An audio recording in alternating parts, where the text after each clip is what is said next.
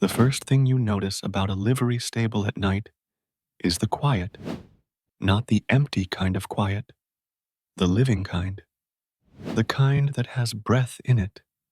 If you've never stood inside a stable after the town has gone dim, you might think it's just darkness and hay and old wood. But the night has its own way of speaking in places like this. It speaks in the soft shift of a horse's weight, in the slow creak of a beam settling, in the gentle drag of straw under hoof. And if you're listening closely, it speaks in relief, because for a few hours out here, the world stops asking things from you. Tonight, I'm the one keeping watch. Not because I'm a lawman, not because I'm important, just because the owner needed someone steady, and I needed somewhere quiet enough for my thoughts to loosen their grip. They call this place a livery stable, but it's more than that. It's where the town leaves its movement when it's tired. Wagons that carried families and goods all day. Saddles that held men together when the road tried to shake them apart. Horses that ran hard and then stood still, finally allowed to be just what they are. I step through the big doors and let them settle behind me with a soft, familiar thud. The air is warmer in here, even in winter. Not hot, just held. The smell is honest. Hay, leather, a little dust, and the steady animal warmth that makes a man breathe deeper without realizing it. My lantern hangs low in my hand, and the light it throws is gentle and round. It doesn't conquer the dark. It simply shares space with it. A horse nickers softly somewhere down the row, as if recognizing the sound of my boots. I don't answer with words. I answer by moving slow, by not startling the night. That's the first rule of a quiet place. Don't rush it. I walk the aisle between stalls, letting the lantern light climb over the boards. Names are scratched into the wood in places, some done with care, some done with a knife on a restless afternoon. There's a rhythm to stables, a rhythm you learn in your hands more than your mind. I stop at the tack wall first. Saddles hang in a line like sleeping things. The leather has that worn shine that only comes from years of use and oil and sweat. Bridles loop over pegs. Reins curl like quiet snakes. I run my fingers along one saddle's edge, not to claim it, not to admire it too long, just to feel something real and steady under my hand. Too many things in the world are promises. Leather isn't a promise, it's a fact. Somewhere outside, a distant door closes, and the sound travels faintly through the night air. The town is finishing its last movements, people settling into beds, lamps being turned down, conversations finally letting go. Inside the stable, the horses are already there. I pass the first stall, and the horse inside lifts its head. Its eyes catch lantern light and shine for a moment, calm, curious, not afraid. I've always respected that about horses. They don't pretend you're harmless. They just read you as you are. Evening, I say, low enough that it's more breath than voice. The horse exhales, long and slow, and the air makes a soft sound through its nostrils like a sigh. A man could learn a lot from that. I set my lantern on a hook so both my hands are free and check the latch. Habit more than worry. In a town like this, latches are comfort, the way prayers are comfort. Something you do, because it makes you feel aligned with the world, even if it doesn't control anything. The owner of this place is a man named Ellis. He's older than he looks, or maybe he just looks older than he is. Out here, years do that. Ellis doesn't talk much. He doesn't have to. He knows what he knows. And he doesn't waste words trying to convince anyone. Earlier today, he told me, keep the lantern low. Horses sleep better when they think the night belongs to them. I understood that.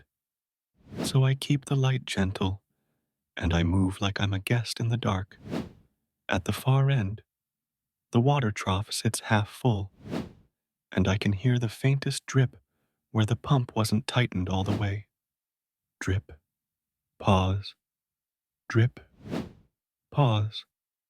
A steady, buffant rhythm. If you can't sleep, that drip is a friend. It's proof that time is moving, but it isn't chasing you. I take a bucket and walk it down the aisle. The metal handle makes a soft clink against the rim. Nothing loud, nothing sharp. I dip water carefully, and the surface shivers under the lantern glow. When I bring the bucket to the nearest stall, the horse leans forward and drinks in slow pulls. The sound is gentle and honest. No hurry, just need being met. That's another thing about stables. Everything in here is simple. Hunger, thirst, comfort, rest. Outside, men pretend life is complicated because it makes them feel powerful. Inside a stable, nobody pretends. I move from stall to stall, topping water where it's low. Not every horse drinks. Some just watch me. Some lower their heads and rest, ears flicking once in a while at the soft sounds of the night. There's a gray gelding in the third stall, older, with a scar on the shoulder that's gone white with time. He has the look of a horse that's seen too much road. He watches me with slow, steady eyes, like he's measuring whether I'm the kind of man who deserves calm. I stop at his door and rest my forearm on the top board. You and me, I whisper. We've both learned silence ain't empty. The horse blinks once, not a reaction, more like agreement. I take that as enough. When the water is done, I turn back to the tack wall. The town's night air is seeping in through cracks in the boards, bringing a faint smell of cold earth. My hands are starting to feel it, so I slip them into my coat for a moment and let my shoulders loosen. This is where people imagine the West as loud. Gunshots, shouting, horses running hard. But most nights are like this. Most nights are just a man doing small tasks in a place that doesn't ask him to be anything more than careful. And careful is a kind of peace. I pull a folded blanket from a shelf near the office corner. It's rough wool, scratchy, but warm. The office itself is barely a room, just a desk, a ledger, a stool, and a small stove that looks like it's seen better winters. The window is dusty, and it faces the alley where wagons sometimes back in to unload. Ellis told me I could use the stool, but I prefer the hay bale near the stove. The hay holds heat. The hay doesn't complain. I kneel and build the smallest fire the stove will take, just enough to glow and breathe, not enough to roar. The flame catches, and the iron warms with a quiet patience. That's the kind of heat that helps a mind unclench. I sit back, wrap the blanket around my shoulders, and listen. For a moment, I hear nothing but the stable. The horses shift now and then. Straw whispers. A tail flicks against a stall wall with a soft slap. The drip continues at the trough.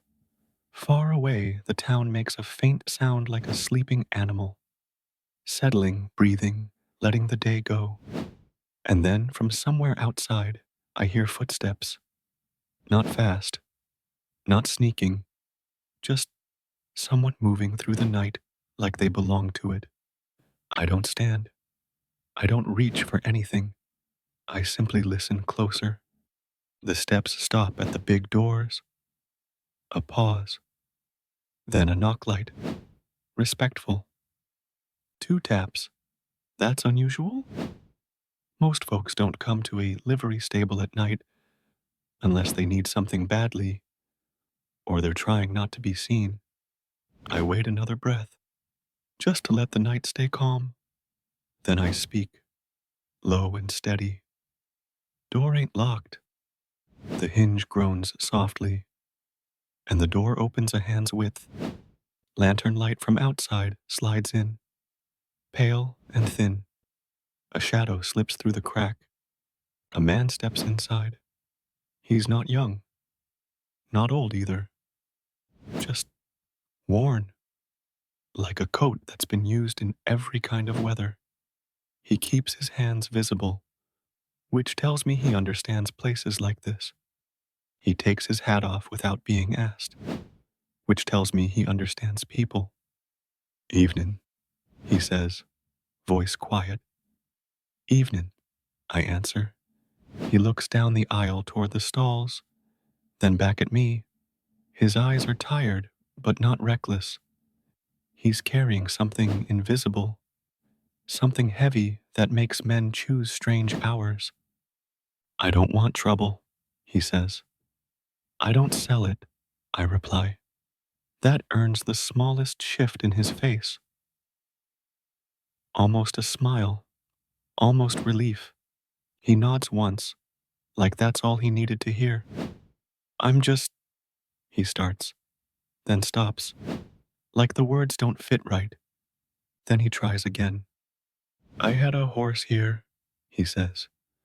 Chestnut mare, white sock on the front leg. I remember her. Horses are easier to remember than men. Stall 7, I say. His shoulders drop a fraction, like a weight moved from one part of him to another.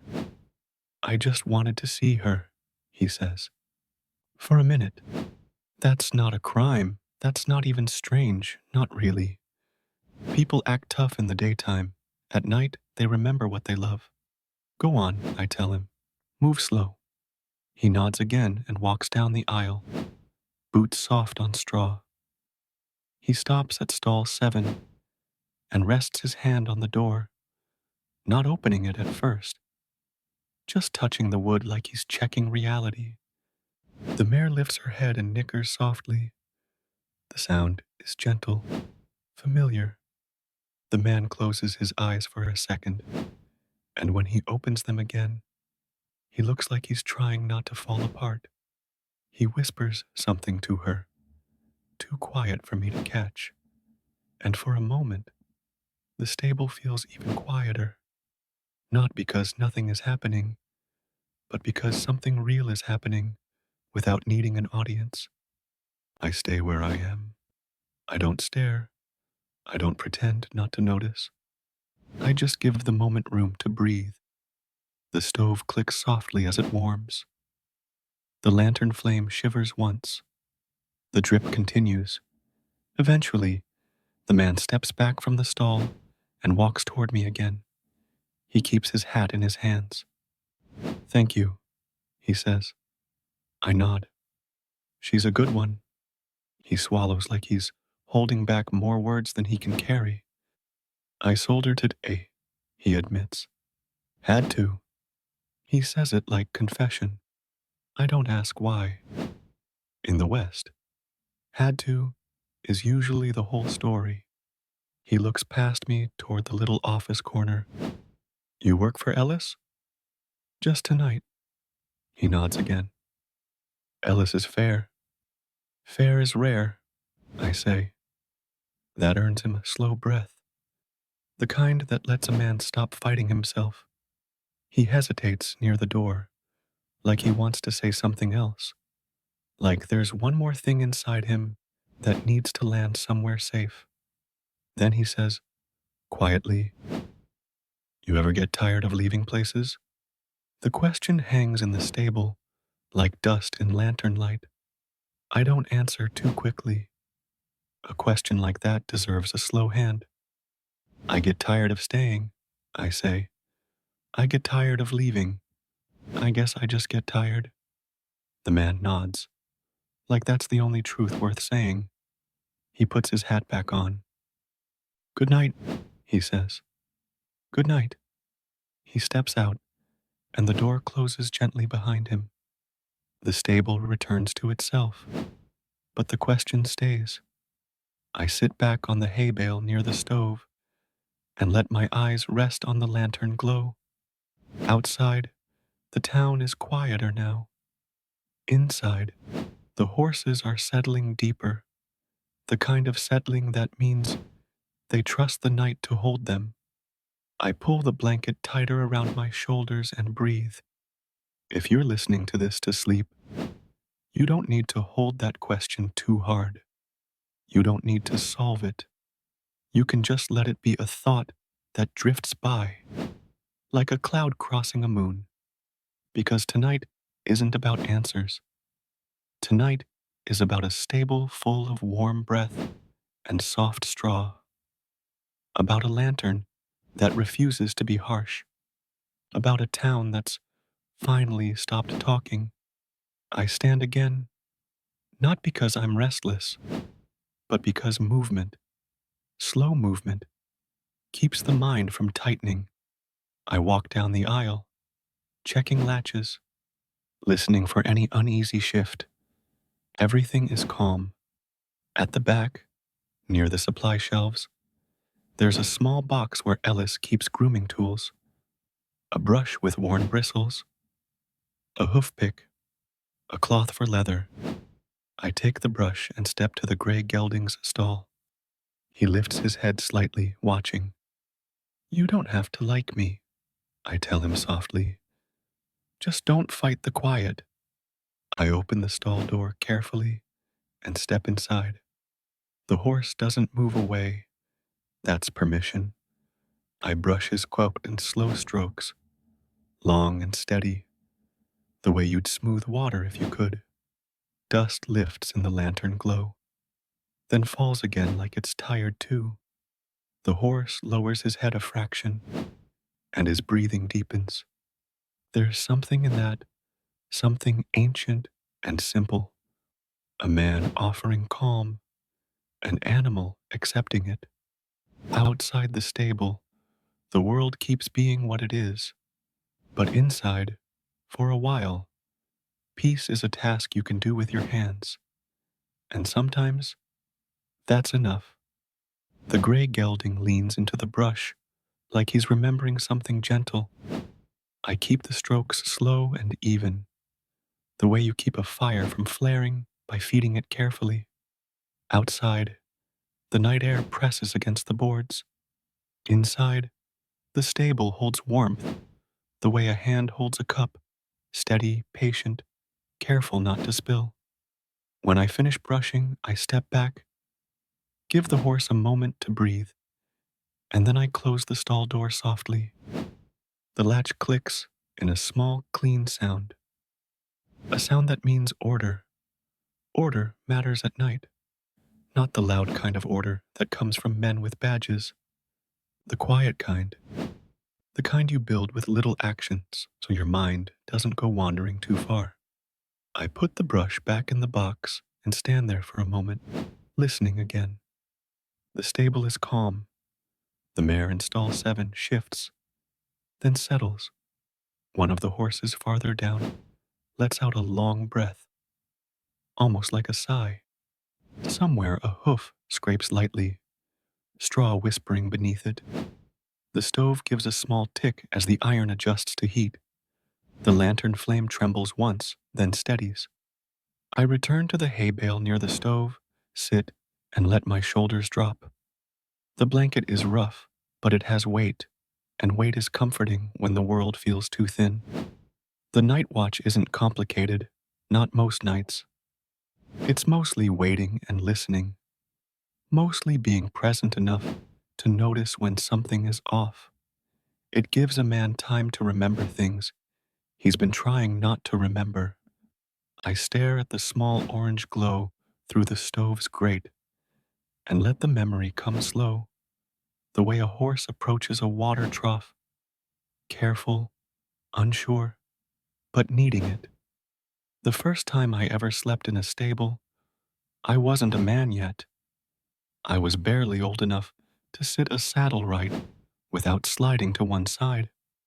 My father brought me into town with him on a winter morning, and by the time the work was done, snow had started falling thick and heavy, like the sky was tearing open. There wasn't a room to rent.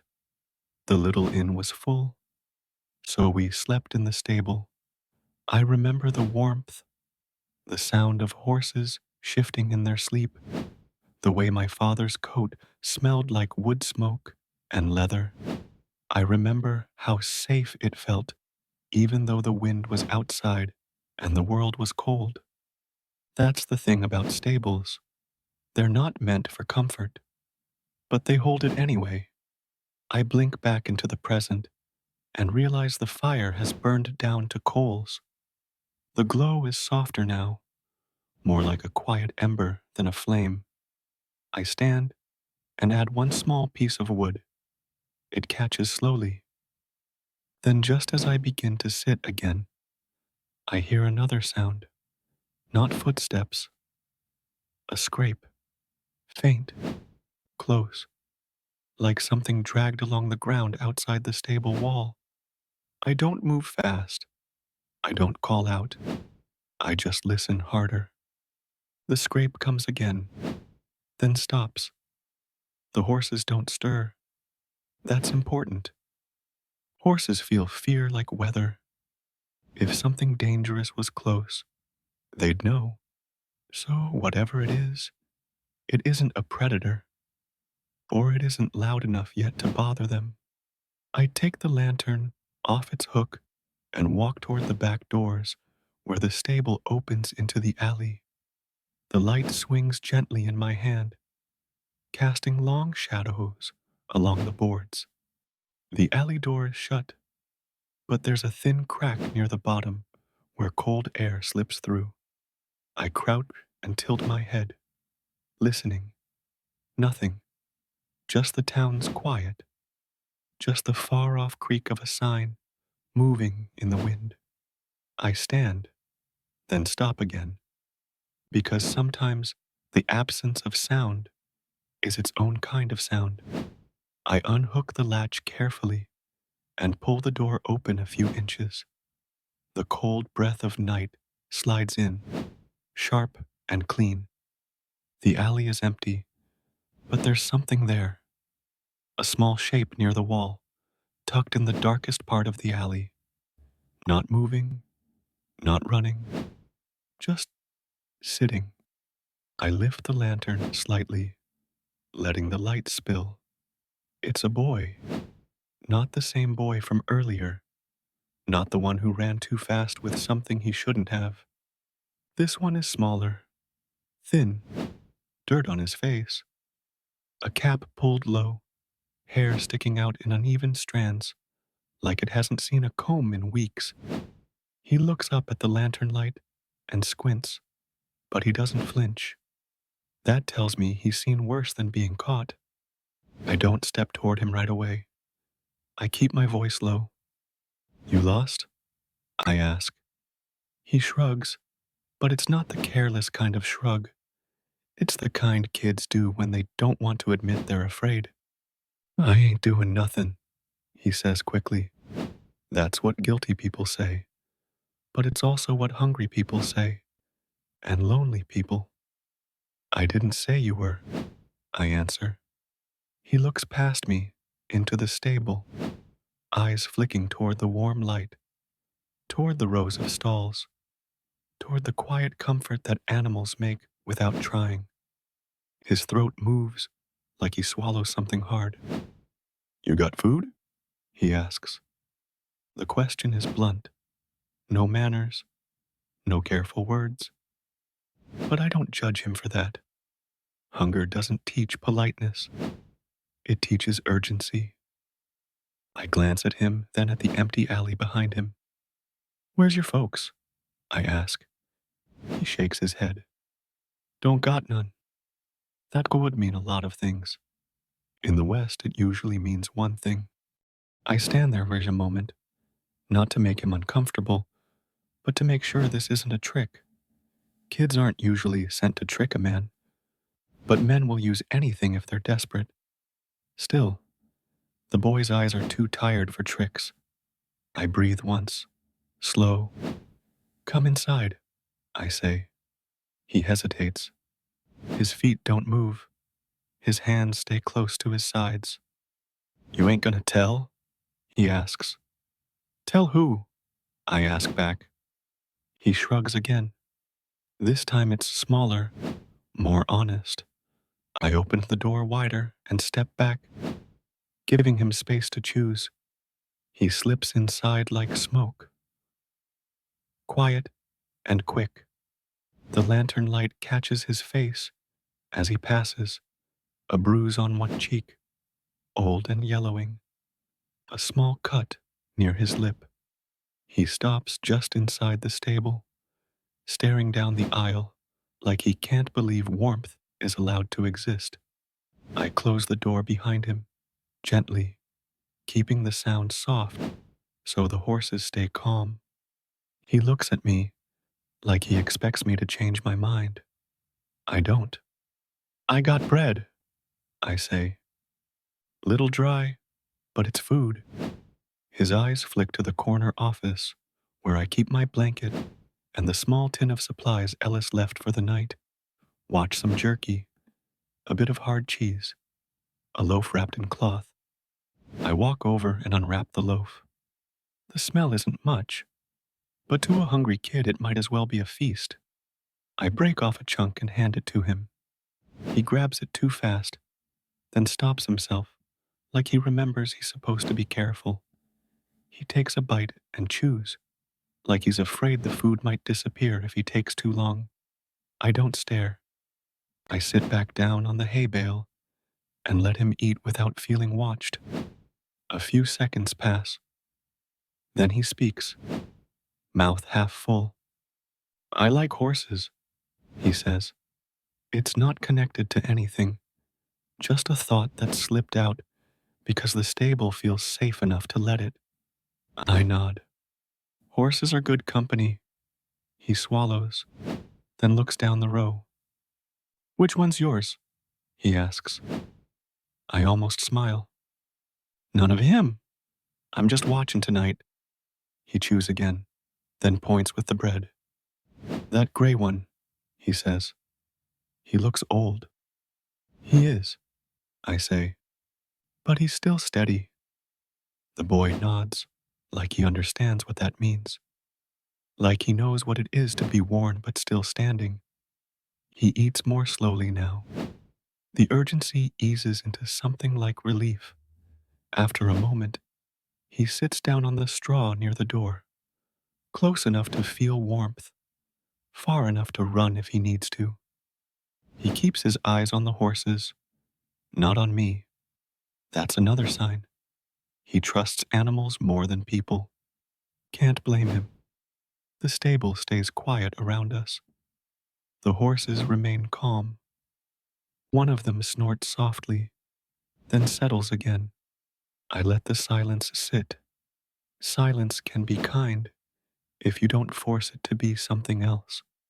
Finally, I ask gently, what's your name? He hesitates. Kids out here learn early that names can be used against you. Tommy, he says at last, like he pulled it from a place that hurts to touch. Tommy, I repeat, not questioning it. He watches me carefully. What's yours? He asks. I pause, then answer. John, not the whole name, not the story behind it, just enough. He nods like that's fair. A long breath passes between us, the kind that makes the stable feel even softer.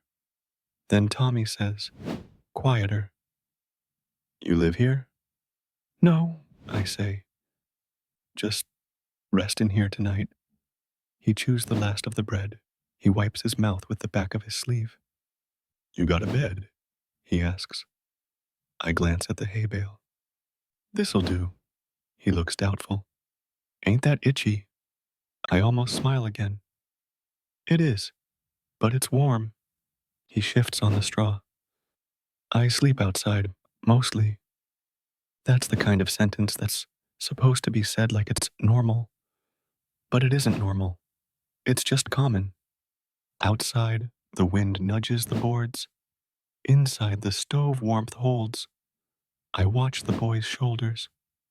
They are tense, even while he eats, like he doesn't know how to rest without being ready to run. I remember that feeling.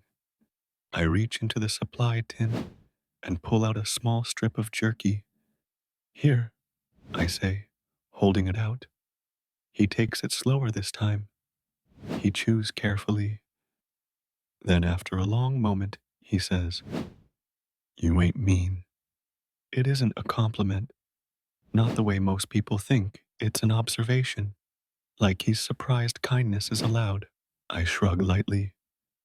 Night's too quiet for meanness. He looks down at his hands, picking at the jerky. Ellis mean? He asks. No, I say. Just tired. Tommy nods, like he understands that too. The lantern flickers. The stove gives another quiet tick. The horses breathe. This is the part of a story where trouble might come in, where men might kick the door open looking for a runaway kid, where a chase might happen. But tonight is not that kind of night. Tonight is a quiet night. So the stable holds us the way it holds the horses. And slowly, Tommy's eyelids begin to droop. He fights it at first. His chin jerks up once, like he caught himself falling asleep. Then he rubs his eyes with the heel of his hand and gives in a little. Sleep is hard for kids who don't have walls around them. Sleep makes you vulnerable. But the stable is a kind of wall. It's not perfect. It's not locked against the world. But it's warm, and it smells like hay. And the horses are calm, and I'm sitting still. Sometimes that's enough for a child to let go. I lower my voice, not because I'm telling him to sleep, but because the night asks for softness. You can rest, I say. Ain't nobody coming in here loud. Tommy blinks at me. You promise? He asks. I don't promise. Promises are dangerous. Promises are things the world breaks. So I tell him the truth. I'll be here, I say. His shoulders loosen. Not all the way, but enough. He leans back against the stall wall, straw under him, and he exhales. Then very quietly he falls asleep. His breathing becomes slow, even, soft. The stable accepts it like it's normal. I sit there and listen. To the horses, to the stove, to the drip, to the child's breath. And I think about the question the man asked earlier. You ever get tired of leaving places? Maybe the answer isn't in leaving or staying. Maybe the answer is in moments like this, in the small, quiet choices that make the world feel less sharp for someone else. Outside, the town keeps sleeping. Inside, the livery stable holds its warm breath and its soft straw, and the night moves on, gentle and patient, like it has nowhere else to be. The boy sleeps in a way that looks unfamiliar on him, like he borrowed it for a moment and isn't sure he's allowed to keep it. His face, even in rest, holds a shadow of watchfulness, but his breathing is steady now, and the stable seems to match it, like the whole place has decided to slow down around him. I keep my movements careful. That's another rule of quiet nights. Protect the peace once it arrives. I lift the lantern and walk down the aisle again, not because I expect trouble, but because routine keeps the mind calm. I check the latches the way a man checks his own thoughts, gently, without suspicion.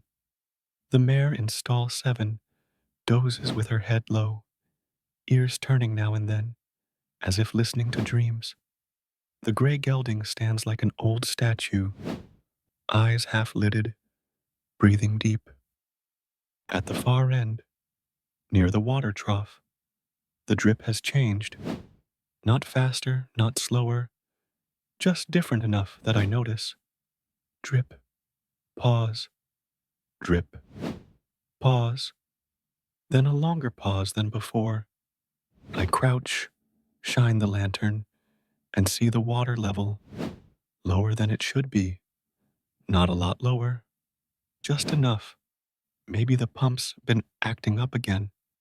Maybe the temperature's dropped and something's tightened. Ellis would fix it in the morning, but morning is still a long way off.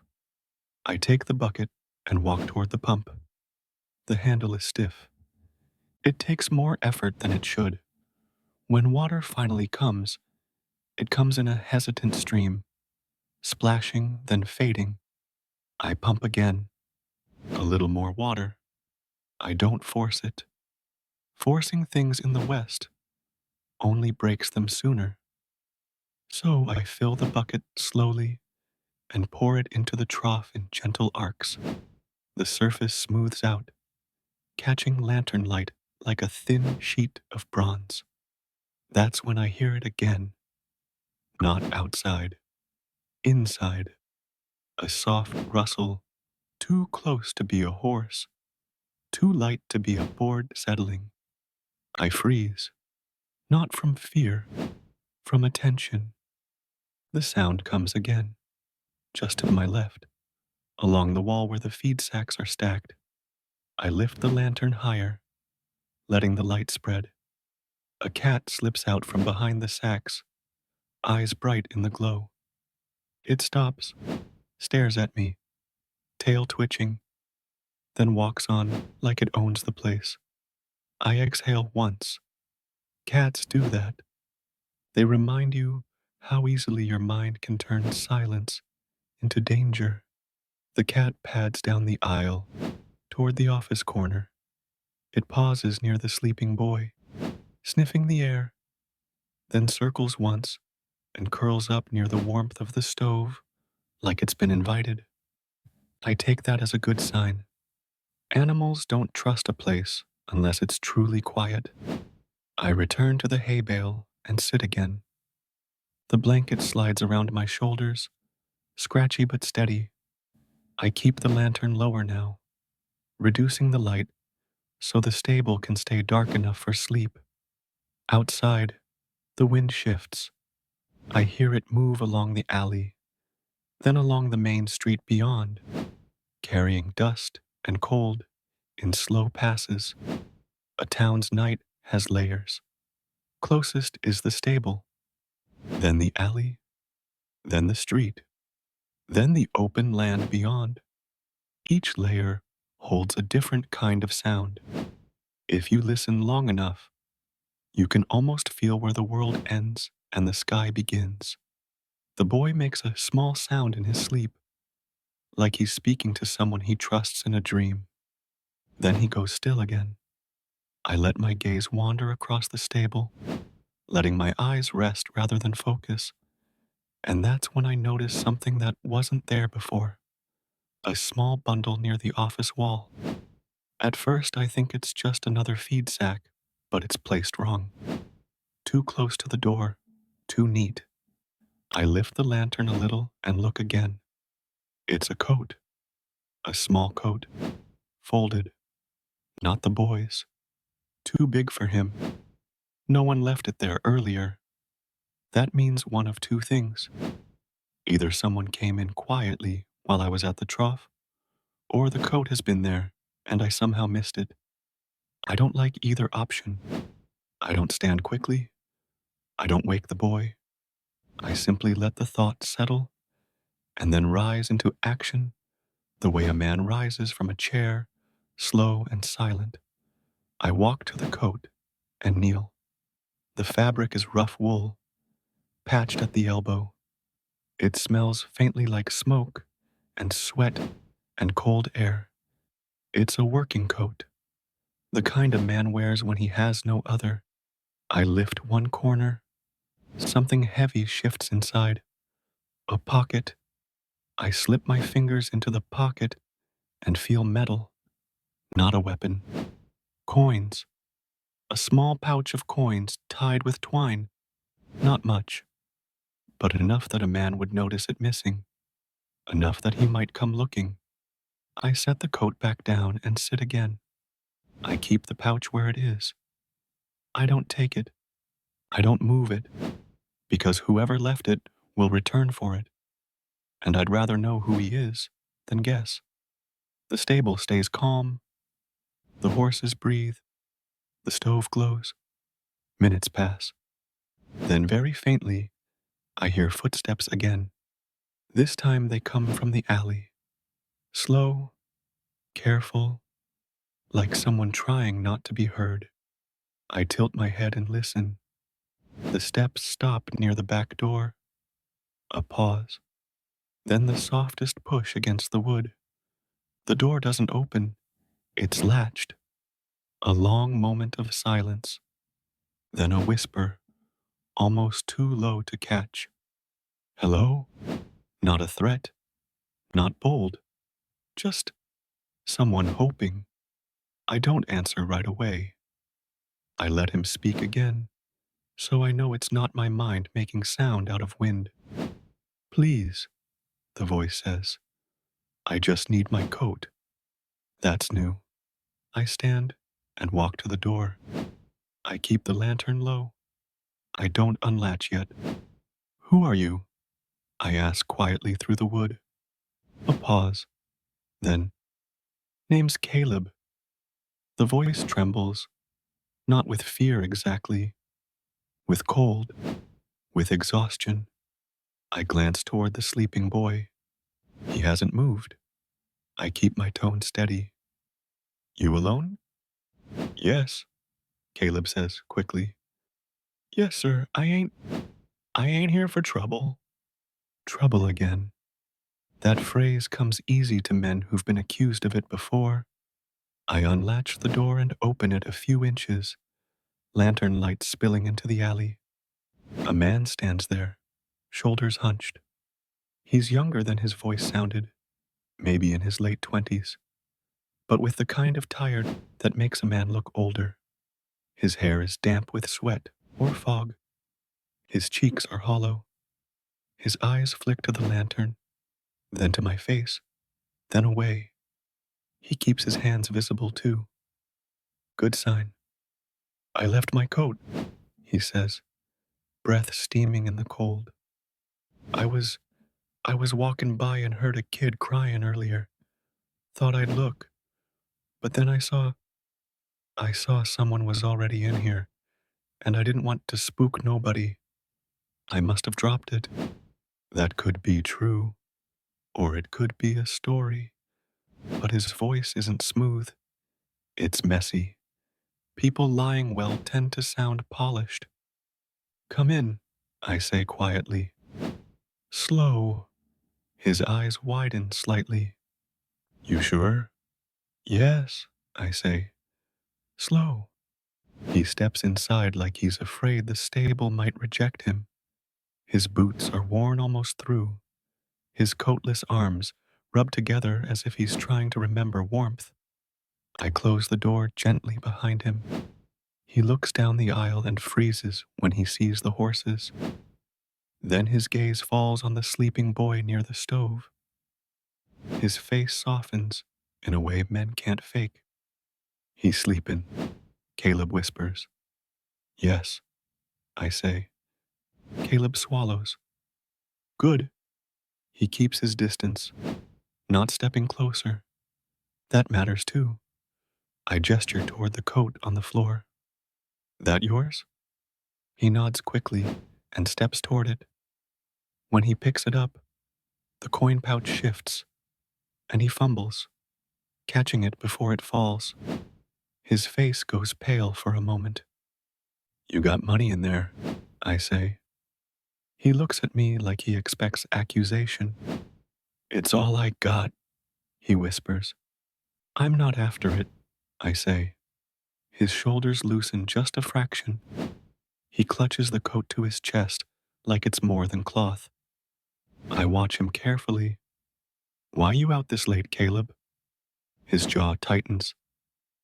He looks down at the straw, then toward the door, then back at me, like he's weighing whether honesty is worth the risk. Finally, he speaks. I work the rail spur, he says.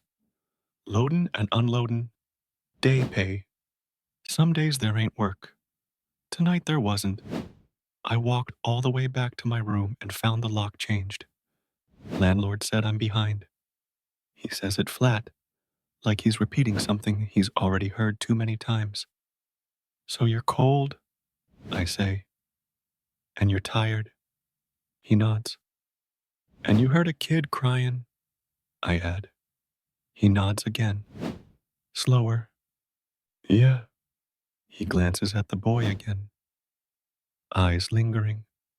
I know him, he says quietly.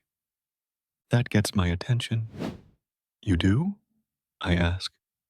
Caleb's voice drops. Not proper, but I've seen him. He sleeps near the lumber stack sometimes. I gave him food once. He don't talk much. The boy shifts in his sleep, and Caleb goes still, like he doesn't want to disturb him. I study Caleb's face. It's worn. It's honest in a rough way. Not clean, not polished, but honest. What were you doing in the alley? I ask. He looks embarrassed. Trying to find someplace out of the wind. I saw this door. I thought maybe I could just sit for a while. Then I saw your lantern light, and I didn't want to scare the horses. So I left. His story fits the night. I don't like letting strangers in, but this isn't exactly a night for hard rules. This is a night for small mercy, and mercy doesn't have to be loud. I point to the hay bale opposite mine. You can sit there, keep quiet, warm up a bit. Then you go. Caleb looks like he might argue, but he doesn't. He nods quickly and sits, coat wrapped around him. He stares at the stove like it's a miracle. For a few minutes, none of us speak. The stable holds the silence. The cat sleeps near the stove. The horses stand calm. Then Caleb's voice comes again, softer. Thank you, he says. I nod once. Don't thank me yet. Just don't wake him. Caleb almost smiles. Wouldn't. Outside, the wind moves again. Inside, warmth holds. And the night, quiet and patient, continues to test what kind of man you are.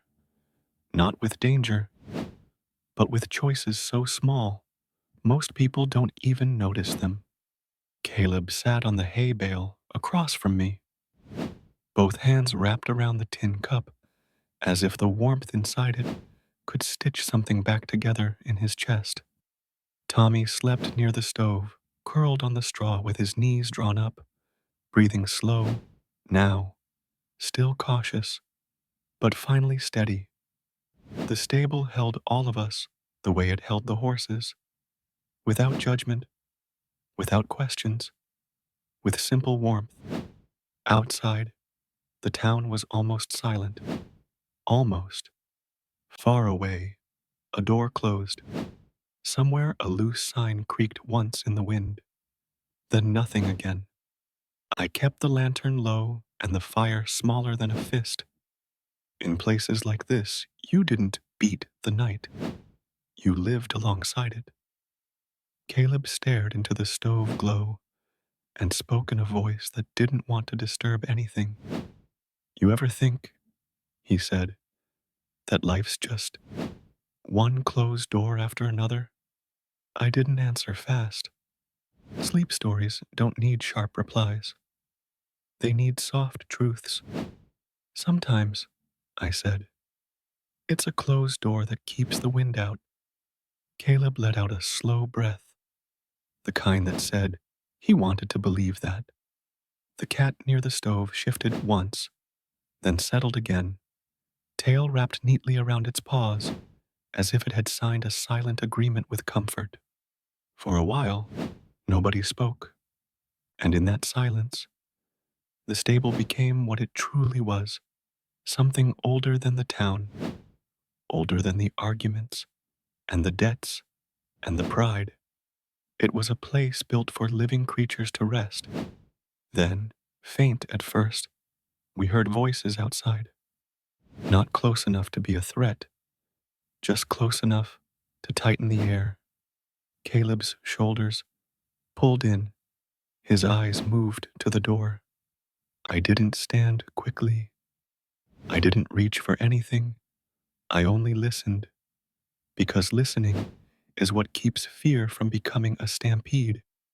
The voices drifted in the alley, rough and tired, like men who made their money pushing others around. I told you he'd be somewhere, one of them muttered. The other answered, check the livery. Folks hide in stables when they're cold. Caleb's hands clenched around his cup. Tommy didn't wake. I lifted a finger, not a threat, not a warning, just a quiet request. Stay still. The handle on the stable door moved. Ellis always locked it at night. Tonight, that lock mattered. A fist knocked. Not gentle, more like a claim. Ellis, someone called. Open up. I stood and walked to the door at a pace that kept the horses calm. I kept my voice level. Stables closed. A pause. Then, since when? Since the owner decided it, I said. The men outside didn't like that. Men like that never do. We're looking for someone, the voice said. Too casual for the hour. Open the door and let us see. I leaned close enough to the wood to speak softly, firmly, like a man telling the night what it could and couldn't take. No. Another pause longer. The kind of pause where a man weighs whether he's willing to cause trouble for whatever he wants. Then you're hiding him, the voice said. I answered with the simplest truth that still protected the stable. I'm hiding the night, I said, and you're standing in the cold making noise. Come back in the morning if you've got real business. Silence again. Then one of them chuckled, thin, unkind. You're brave. No, I said, I'm tired. That, somehow, landed harder than bravery would have. Footsteps shifted. One man spit an ugly sound in a quiet world. Then their voices drifted away, retreating down the alley as if the dark itself had lost interest in them. When the silence returned, it returned clean. I stepped back from the door and walked slowly to the stove corner again. Caleb's breath came out shaky. You didn't have to do that, he whispered. I sat down and pulled the blanket around my shoulders.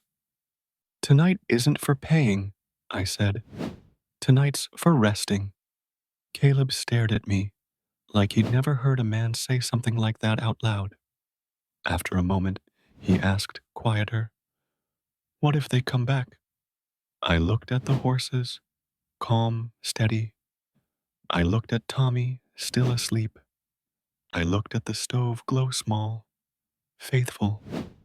Then we'll still be here, I said, and the morning will still come. Caleb swallowed hard, and finally, slowly, his shoulders lowered. A long time passed. The stable did what it always did.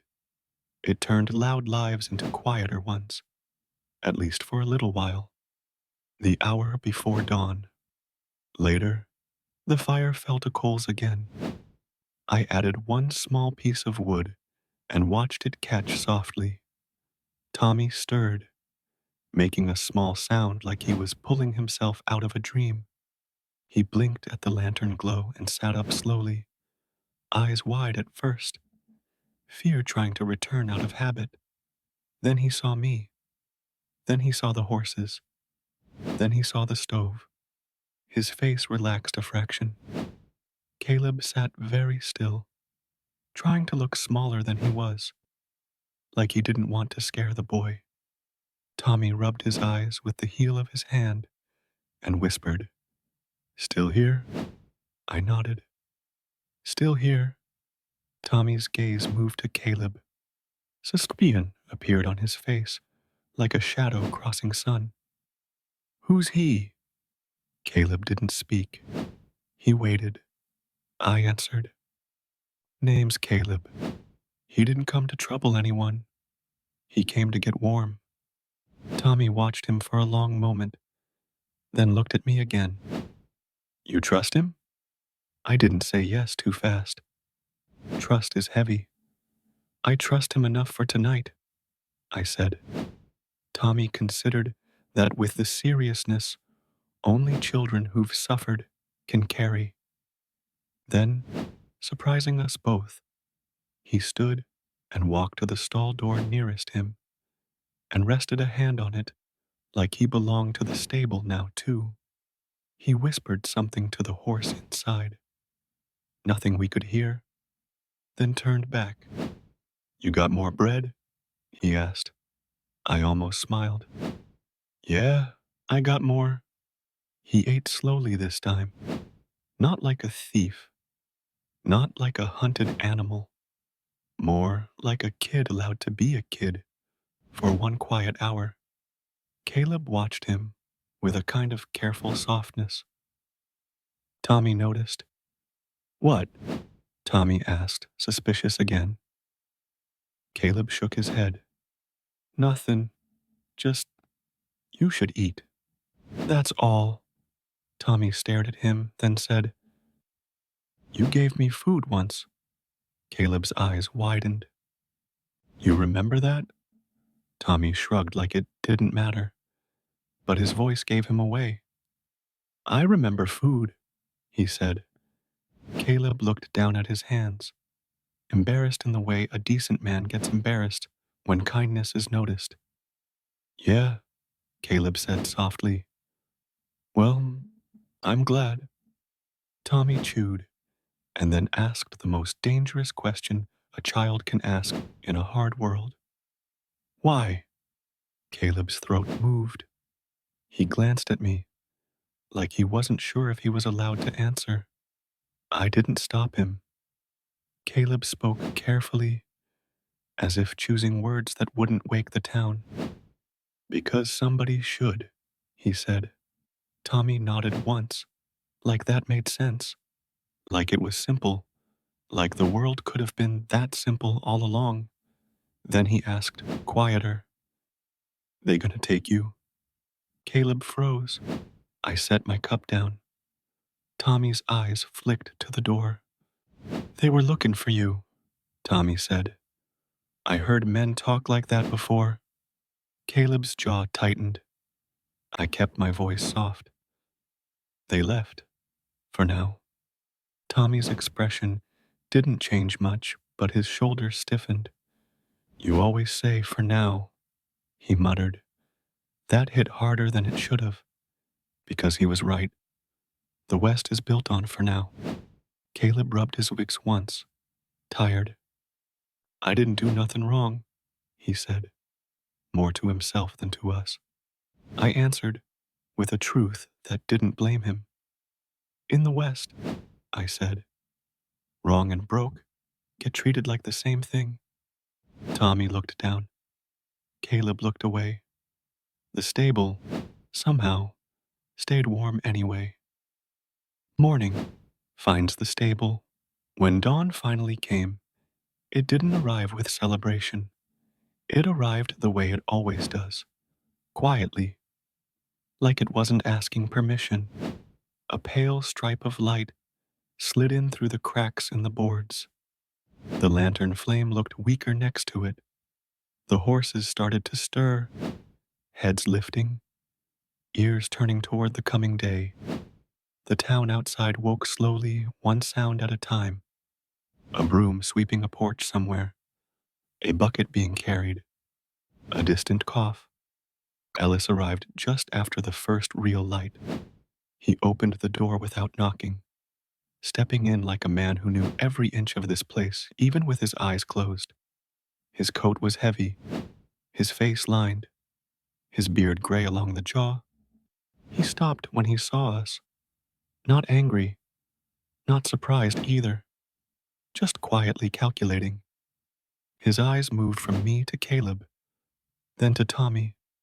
Then he spoke in that calm voice that didn't waste anything. Night got busy, he said. I nodded.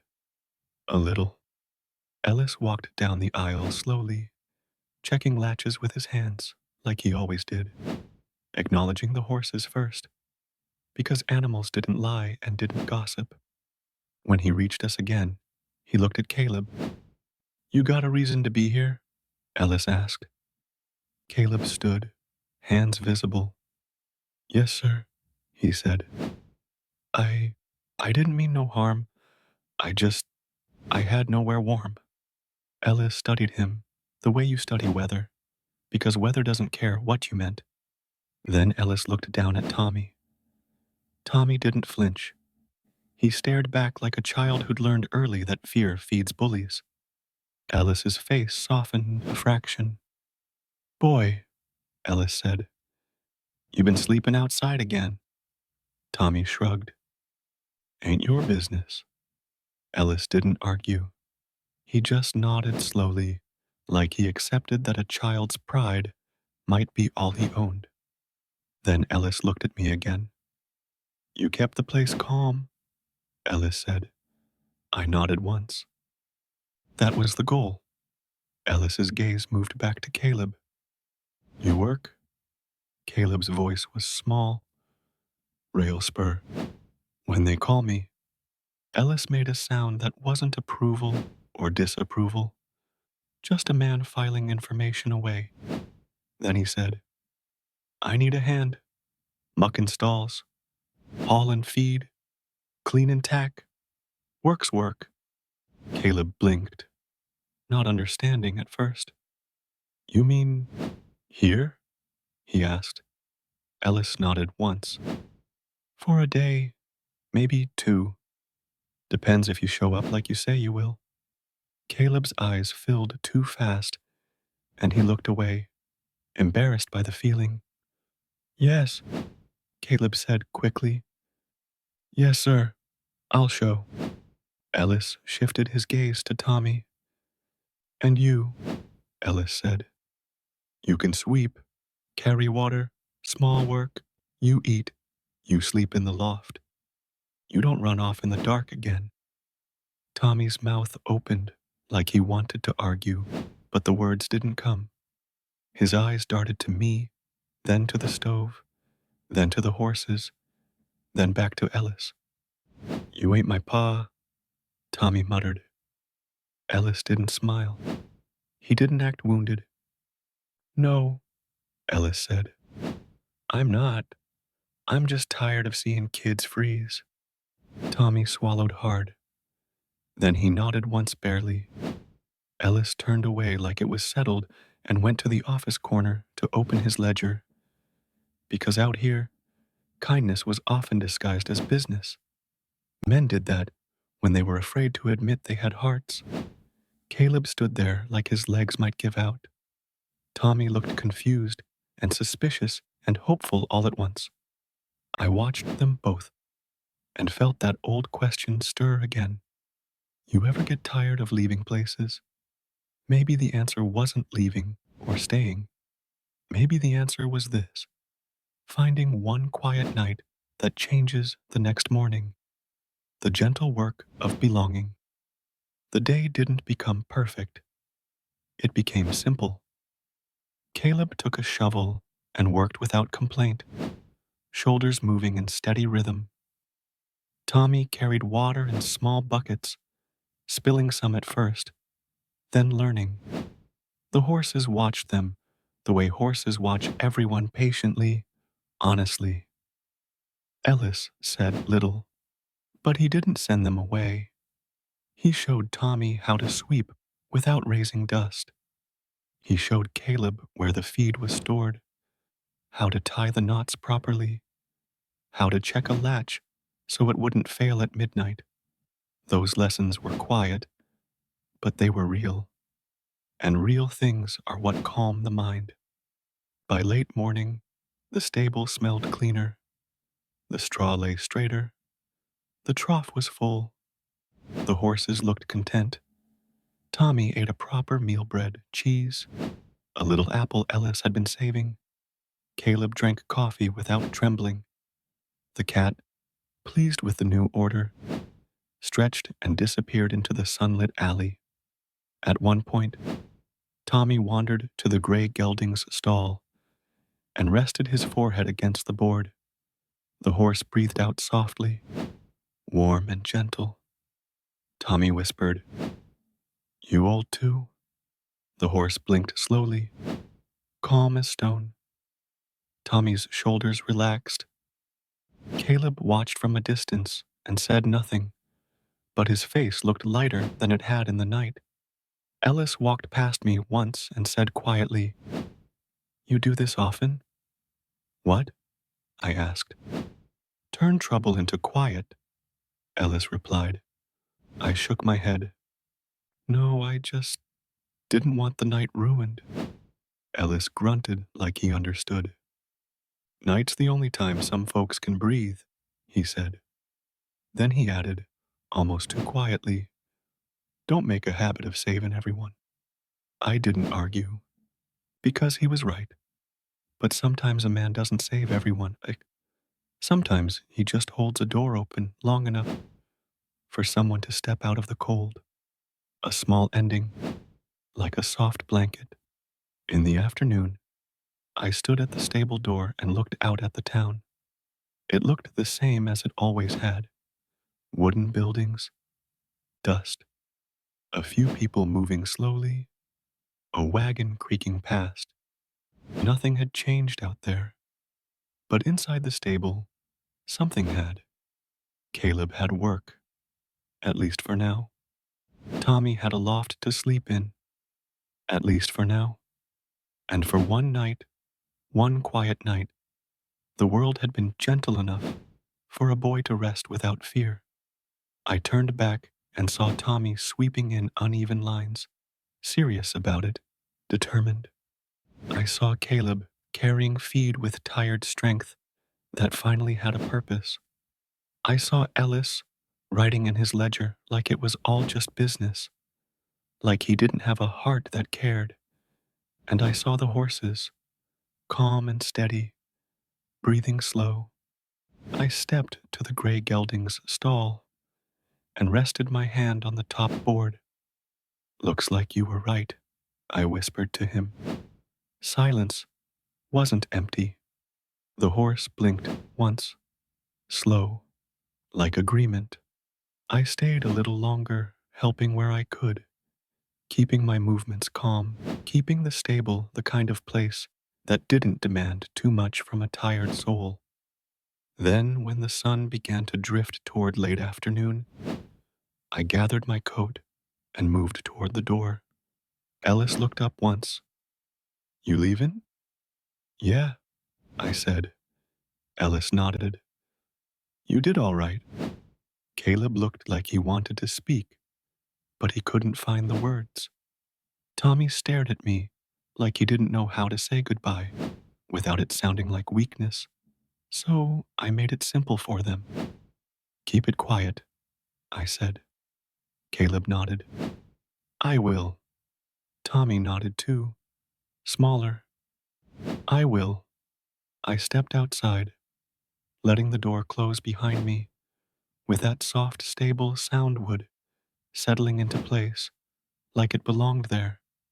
And as I walked away, The town still looked hard, but somewhere inside it, a stable stayed warm. A boy slept in a loft. A man found work. A tired owner pretended kindness was just routine, and the horses breathed, slow and steady, as if they knew the truth all along. Sometimes peace isn't found on the open road. Sometimes it's found in a quiet place that smells like hay, where the night doesn't ask anything from you except to move softly and let others rest. I walked into the afternoon light, and the wind moved dust across the road, gentle as a sigh. The west didn't change, but for one quiet night, it didn't have to.